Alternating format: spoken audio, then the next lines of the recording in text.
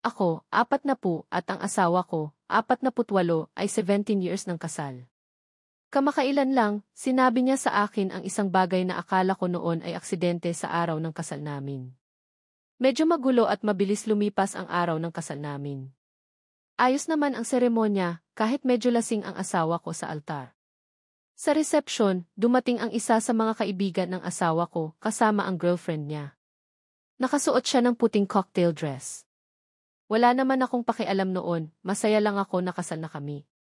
May dalang tray ng wine ang kapatid ko na binigay niya sa mga bisita.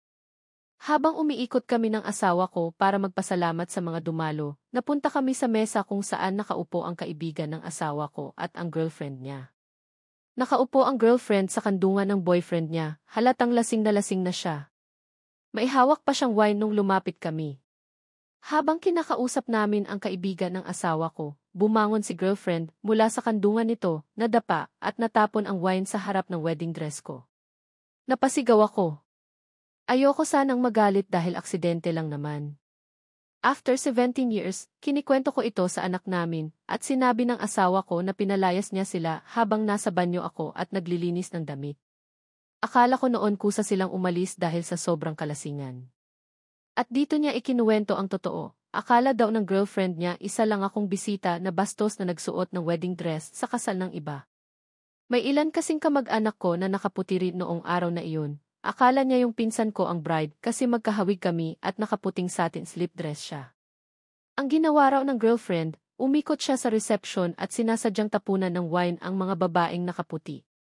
Laking pasalamat ko at nakahanap ako ng lalaking alam kung paano ako protektahan at pasasayahin. 17 years na kaming kasal at hanggang ngayon, hindi pa rin kami nagkakaroon ng malaking pagtatalo. Hindi ko alam kung anong kabutihan ang nagawa ko para ma-deserve ang lalaking tulad ng asawa ko.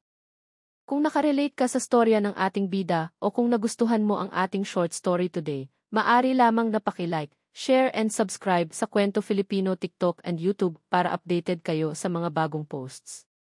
Maraming salamat sa pagsubaybay. Hanggang sa muli!